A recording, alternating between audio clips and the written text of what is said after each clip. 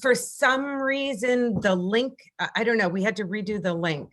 Like, for some reason, it wasn't showing up on my calendar. Did that happen to you too? Or it was on your calendar and I it was just fine? pull it out of the emails. So Oh, okay. I'm not sure it ever shows up on my calendar. Oh. Um, hmm. Because you know what? I can send you the link and then you can accept it and it gets posted on your calendar. Oh, okay. All right. So that would be, all right. So I'm like so excited to talk about, I know.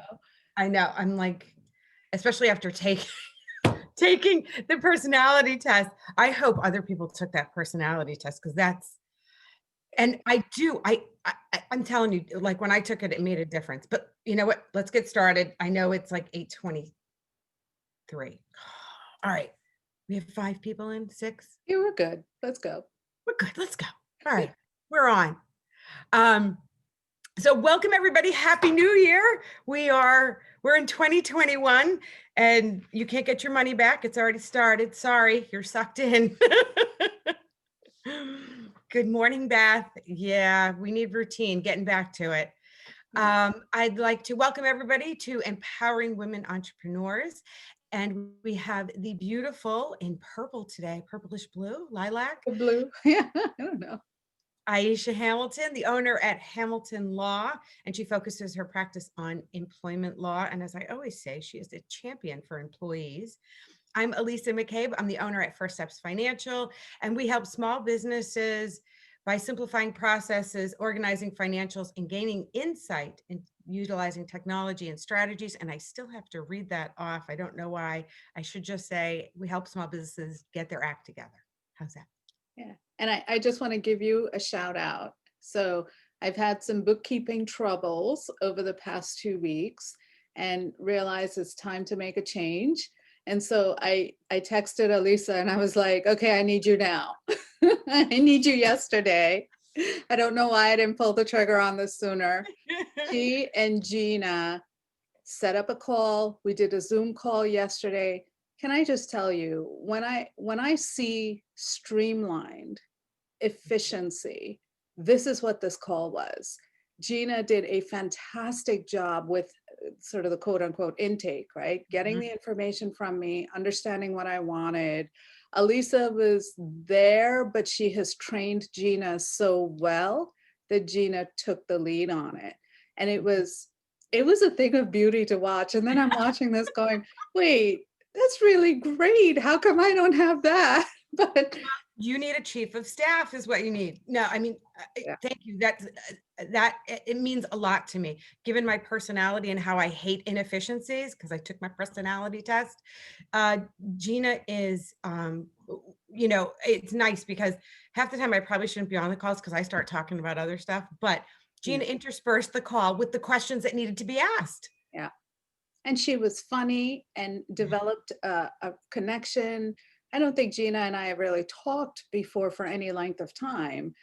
So it was this great, like she's building the connection to me, but also allowing Elisa space to build, continue with that client connect. It was beautiful. It was ballet. Nicely done. Thank you. Thank you. That's the way it's supposed to work. Oh, I'm going to cry. It's good. So let's dive in. Let's talk about our personality tests and So, goal setting. did anybody else take the personality test that we talked about the last time? I know everybody was really busy. So Aisha took hers. Aisha, tell us about who you are, because this really relates to our goal setting. What we were talking about is, look, we're going to set goals no matter what. Like, we can have more dumpster fires happen, but I think it helps to know what type of personality you are. So Aisha, tell us about your personality. So this is funny. I did, Elisa, what you did, which was I also had my kids take it. So we had this hilarious evening yesterday. Oh, good. So I will confess I had forgotten to take the 16 personalities test until yesterday. So I Okay. sit down and take this test, and my personality type is console. And so it had sort of these hilarious but extremely true Ah, aspects, right? And so mhm. I said to my kids, we're gonna take this after we're done with dinner, and then we're gonna sit here and like compare. We're gonna compare our scores. It was ridiculous. I mean, Oh, everything that I read out about the strengths and the weaknesses, especially the one where consuls are typically overbearing parents. oh, And it's because we just have so much love to share that as kids get older, we're not quite accepting of the you don't need me as much anymore. And that's a really hard transition. And they're yeah. like, Oh my yep, God. right on the money. Oh, isn't that terrible? Actually, Gina, can you post the link in the chat? I can't shrink down my window to grab it. Just it's 16 personalities test. It's so funny because Gina's on here. Hopefully she's can post it in the chat and then everybody can have it. Yeah, and It I just found it by doing a Google search for 16 personalities. But it's so freaking fun. And so wait a minute. So what are your kids? Like what? so my daughter totally made sense is something called a logician. Yes. Um, Yep. and she is black and white. It Mhm. either is or it isn't, is always raging against the rules, will tell it like it is, and is like not nice about it either. And that's the logician. And then my son, who is, much more easygoing, so much more mature, he's a mediator. Oh, that makes sense. Yeah. And it just, quiet. You don't really have a lot of insight into his mental processes, but I was sitting there and I was like, so mine came up as turbulent console. And I was like, oh my God. So consoles are, I think, very social creatures. So Mhm. I also wondered as I was taking this test and I saw the results, is who I am today really shaped by 2020? Right? Because Mhm. I'm not sure I would have defined myself as wanting to be a social creature prior to 2020. And right now, I have missed out on so much human interaction and so much social interaction that I feel like that's me. I crave it. I want it. So I don't know. I don't know how that. Oh, that's interesting. What an interesting thought on that.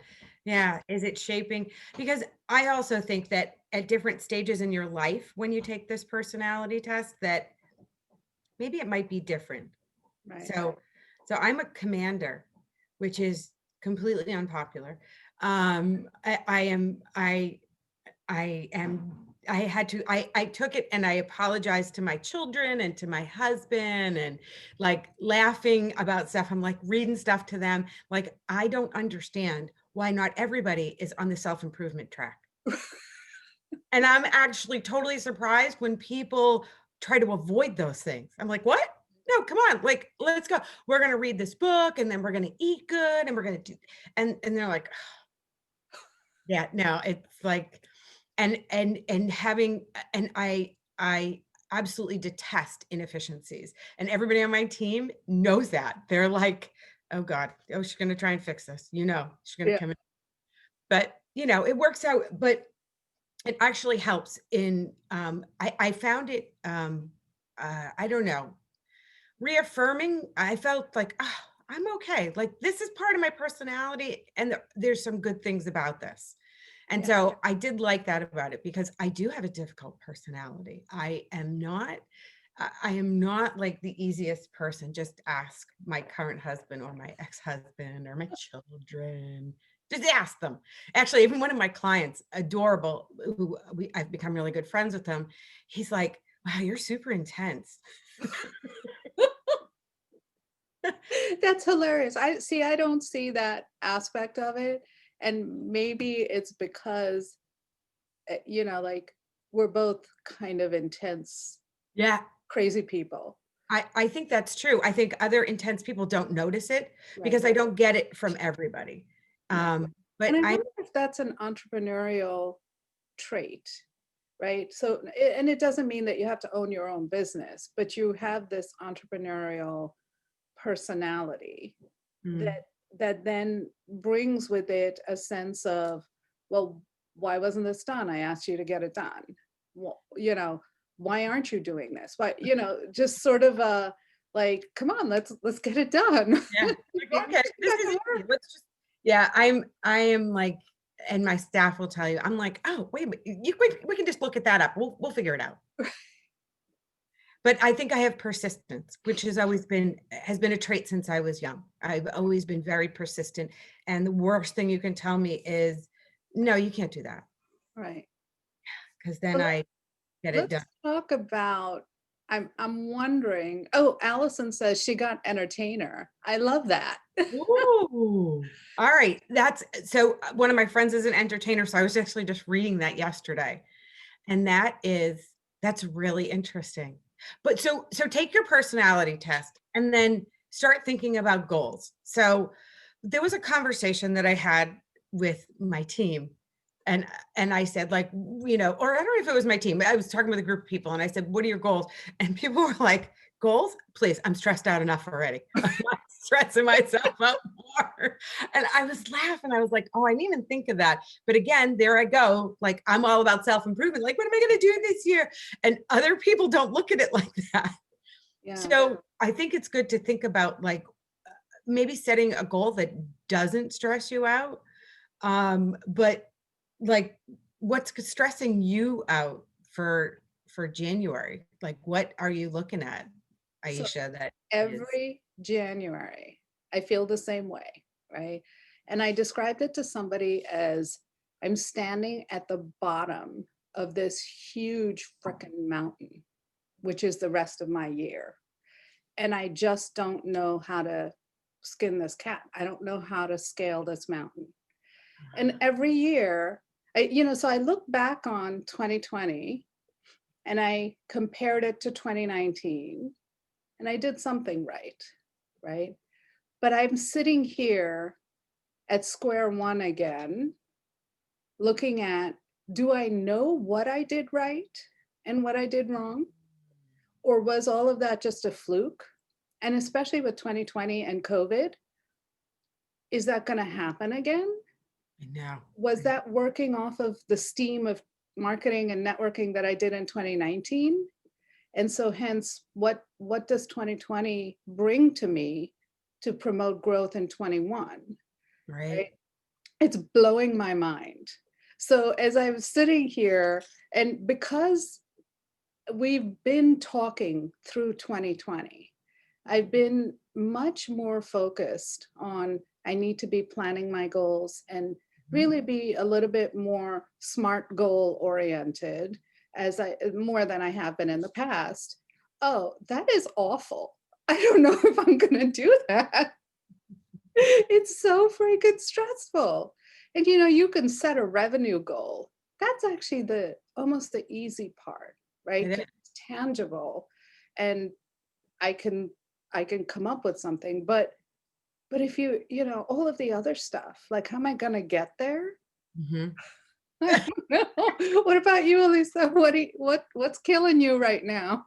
You know what kills me about January? I always feel like I'm never ready for the year to start. I'm like, oh, I didn't do enough planning to get here. And What kind of planning would you want to do? so I always forget that 2021 is the time when everybody's like, let's start fresh, let's start new. And and really, and I forget this every year. It's like we really should be gearing our marketing towards that and say, like, because it's when people have that, when you had that epiphany too, like, look, I'm not doing this anymore.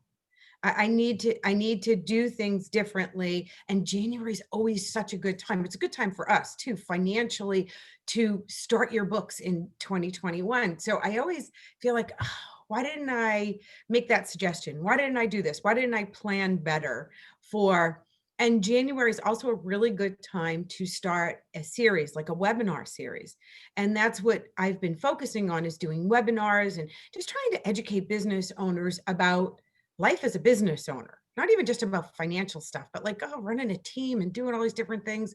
And I'm like, oh, why wasn't me, like, in October, November, I'm doing my budget. I'm thinking about these things, but I don't think about, the marketing and that part of it. And so I actually hired a marketing company because I was like, you know what, like, you had the epiphany. I Right. can't do this. I can't keep going it this way. And so we brought in a marketing team that's going to help me budget. So 2022, I will have, I'm hoping I don't end up in January feeling like this. Like, "Oh, why didn't I think of this?" So tell me what, because that's the interesting part, right? And I think the unknown for all of us business owners is the marketing piece, right? Mhm. You have control over how to do your job. You Right. have control over your employees. You have all of that part. It's the how do I keep the flow of business coming through? So Right. what was your thought process in saying, okay, I need a marketing team. I need to put this outside of what I've been currently doing. Well, I mean, we were all networking in 19 and the beginning of 20. That all went away. Right. And and you and I and probably most of the people on this call were doing, we were going to networking, we were talking to lots of people. People were getting to know us and realizing like, oh, hey, I kind of like them. Let me find out more about their business, that kind of thing. Well, that went away. And so what do you do then? So then we really have to rely on our marketing. And we're thrown into something that, look, I don't know how to do it. It's not my forte. And so we made a stab at it. And I do have Danielle Gill is my digital marketing manager, and she's awesome. And God bless her. But it's too big of a job for one person. And the level of expertise that we needed to outsource it. And so that was what I realized, coming into the fourth quarter. And we signed up River Avenue Digital, and they're so, I don't know, they're like us. Like I felt a kindred spirit. Like Right. I think you have to feel that way. But I knew that we couldn't do it. And that's what, and so you set the revenue goals. That's awesome. Like you said, how the heck do you get there? Right. How I mean, for us and for, I know lawyers can't do this, but and lawyers probably don't want to do this. Marketing to your current base, especially if you're a criminal lawyer, Right. Go out and do whatever you want to do. We got you covered. that's you. You know, Not good. it's not good. It's not like in personal injury too. It's probably not repeat business, but for us, we really want to market to our current clients, and also, we want outside clients too. And just having a marketing firm, you know, with their expertise. And so our goal for 2021 is to get that established. And we tried to break our goals into smaller pieces. And I Um, think what that brings it to, right, is sort of part of my goals once I, you know, poured myself a scotch and forced myself to sit down and really identify some goals are to really evaluate my staffing. And so I picked up the phone and called a friend and said, listen, you have these particular people in your firm. What is it you have them do? Right. And Mm, as we were talking, I started to realize, okay, nope, I don't need that. Okay, no, I don't need that. Oh, yes, I do need a Lisa. mm, And so that was how that piece of what keeps me up at night got resolved, right? mm, So then I pulled the trigger, and I think that's part of my console personality, mm. right? Figure out what you need, get it done, just pull the trigger. Yeah. And so that helped, right? Is just even picking up the phone and talking to a colleague to say, listen, how do you handle this? Right. Yeah. So a big part of my objectives for 2021 is to stop trying to figure this stuff out on my own. Amen. Right. Like just Amen. create your tribe. And we have our tribe. Why Mhm. don't we use our tribe more? It's Right. true. Uh, It's all the people that we know, they're in the same boat. right. And it's not a sign of weakness to ask, hey, how do you do this? Or I'm Exactly. stuck in this. And because on the receiving end, like when someone asks me, like, hey, you know what, I have this issue, it makes me feel good. So, and I don't think that person's weak at all. I think like, wow, they're very growth minded. Right. So don't be And afraid so to ask. much of it is just talking through the problem, right? So sometimes when you're sitting there talking through the problem in your own head, not good things happen, right? You just go Yeah. in circles. You're like, but I don't know how to handle this. You talk it through with a fresh set of eyes, and Yeah. the solution becomes clear, right? It's True. just an obvious issue. So the other part of what I've got to figure out then is I have a huge amount of work. What kind of person needs to help in that scope, right? So what are their job characteristics? Is this an attorney? And this is an issue I grapple with all the time, because with all of our businesses, whether you're lawyers or not, your Mhm. businesses, it comes in waves. There are some weeks where you are overwhelmed and insane. And then there are other weeks where you're like, oh yeah, no, I don't need this person to be handling this stuff. But Yeah. you're still paying for them, right, as a W-2. Um, so it's tough. You don't want to pull the trigger on that type of decision in a busy week, but you don't necessarily want to pull it in a light week. Right. So I don't know what the answer is. I know. And I think so, talking about our goals for 2021, what you need to figure out and what we all need to figure out is how to set that. So, there are going to be times where it's going to be busy and it's going to be slow, but when it's slow, whatever you're doing, you should have them do. Right. And so, and thinking about, so our, one of my goals this year is to evaluate our team. And we do that constantly. We're always like evaluating, but um, we actually have a hiring process that we've come up with that we're going to refine, but we haven't taken a personality test. And it's not the 16 personality test. It's actually the DISC profile that you and I have talked about too, because we've narrowed it down to some characteristics that are what we need. Right. And so, our goal, I don't know, and thinking about, what too, I want to ask my team to set goals. Yeah. How would you feel about that? Like if you worked for somebody and you said, like, I think it's a great idea. And I think that that's done quite often, right? So at least in law firms, if you are on a particular track, right, you do have revenue goals, you have client right, goals, you have accounts receivable goals, like you have billable hour goals.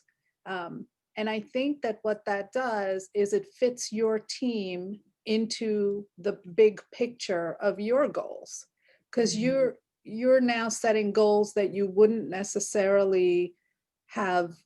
You can't accomplish those on your own. You're not a one-man show, right? yeah, So by saying to your team, well, we have certain billable hour goals, or so, and I'm not sure what your metrics would be, but they have to participate in you accomplishing your metrics. So they have to also have goals.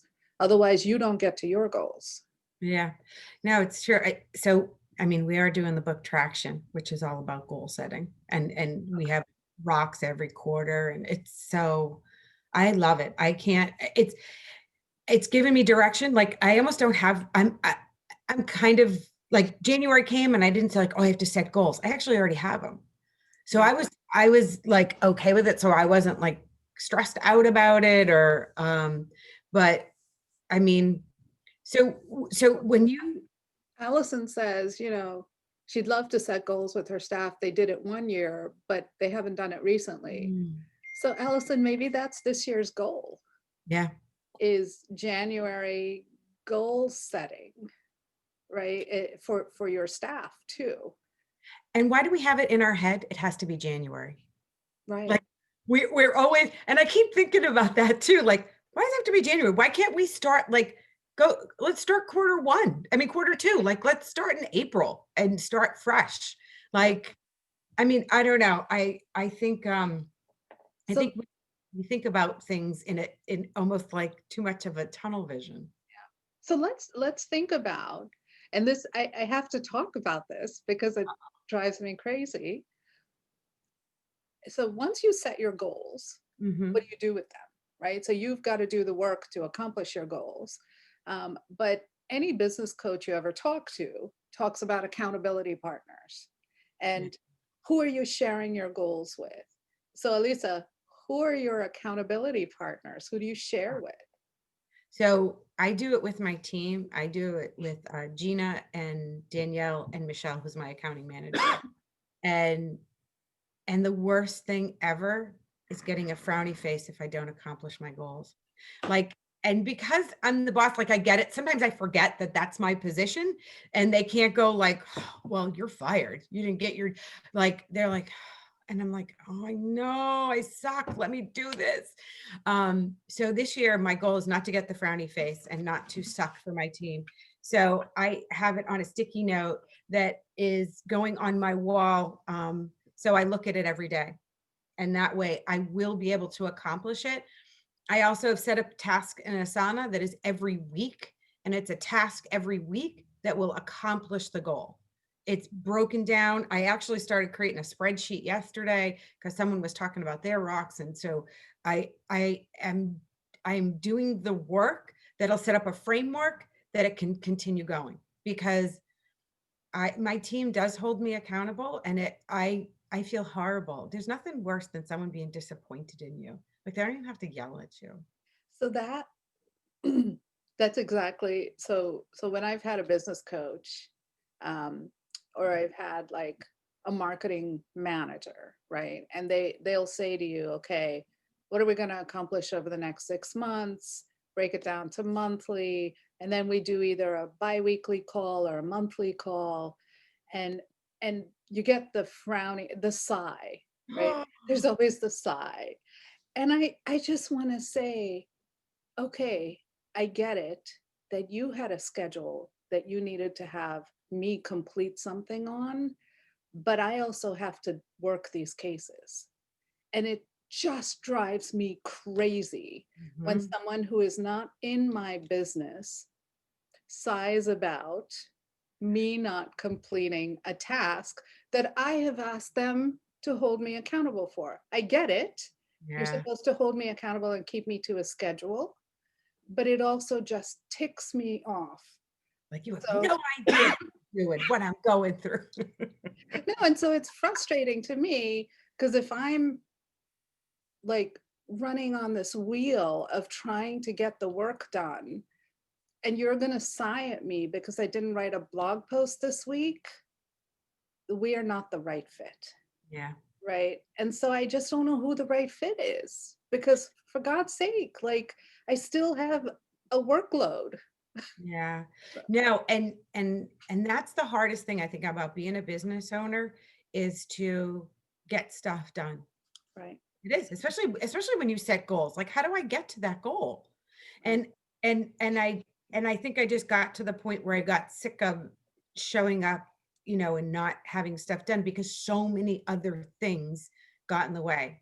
And so I had to clear off some of those things and stop doing them so I could get the things done that were important. Because if I just keep doing the work, I'm never going to move the company forward. I am never going to help my team succeed.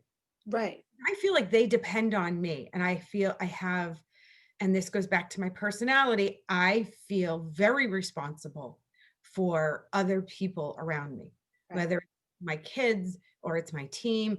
I am constantly pushing them to, achieve their goals and do better. And um, so I hear you, because I am literally just coming out of exactly what you're saying. And the thing that stopped it was when I took that month off in November and I said, never going back to that. I'm never going back to that hamster wheel. I physically didn't feel good. I was mentally overwhelmed, not going back to it. And then Gina gave me this book for Christmas. It's called Clone Yourself. And I Oh, started reading it, and literally I'm like 30 pages in, and this is the book. yeah. It doesn't talk about, oh, put your processes in place and do all these things that all these coaches tell you to do and everybody tells you to do. It takes it from a different angle, and I think it's something to think about. I really do. Yeah. And I think, as you're speaking, I know that there is value in the accountability partner. Oh, there I is. just need to figure out, what who that right person is, Mhm. right? You know, or group of people or whatever it is, because there's a lot more um, that can be done, that should be done. I think is I need to do what you did, which was basically step back Mhm. and say, if I want to grow, right, and I want to make sure that I'm protecting myself and my team, how do we get there? And I don't think you can get there alone. No, And that's the realization. I don't think you can. As I think there's more to be done, and it doesn't necessarily that you need to hire W-2 employees either.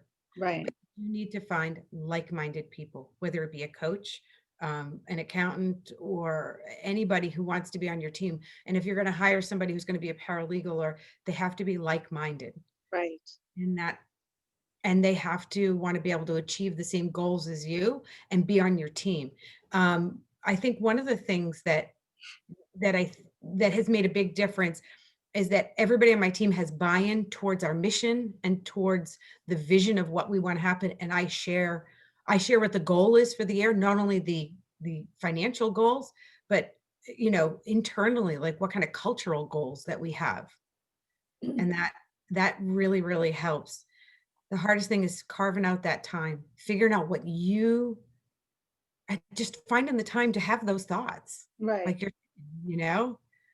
When that's the thing is the issue, for us attorneys who are also the business owners, Mhm. is you still have to do the work, right? So Yeah, it's not, I could delegate to someone else. I'm not sure I'm there yet.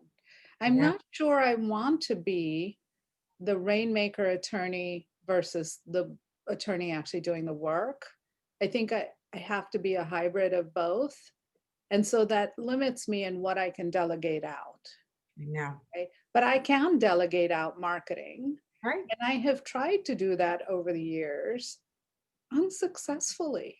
Like there are a dime a dozen people who represent their sort of marketing prowess. Yeah. And there's, like I'm sort of beyond the sure, I'll put you on retainer for X number of thousands of dollars a year and trust that you're going to do something. Yeah. But, there's really no metrics to measure that by. Yeah. Well, there are, and you should be asking for them because there should be a financial gain from the marketing, and it's directly related. Mm. And we'll talk more about that. Yeah. Oh my God, we're out of time. Next time, we are going to be talking about how to recreate the in-person conference experience through Zoom. When you connect with someone, how do you continue after that first meeting, and how to be that person that someone wants to have a second date with. And it's true because we're all meeting on Zoom. How do you can't, you really have to have something memorable about you. Yeah, 2020 was a lot of, even the first few weeks of 2021 have been a lot of first dates that I'm like, no. I want to know what Aisha's criteria is. That's what I want to know. I want to know how do you get, that should be the title, how to get a second date with Aisha. That's right. All right, everybody, it was great seeing you guys, and we'll see you next Thursday. Bye, everyone. Happy New Bye. Year.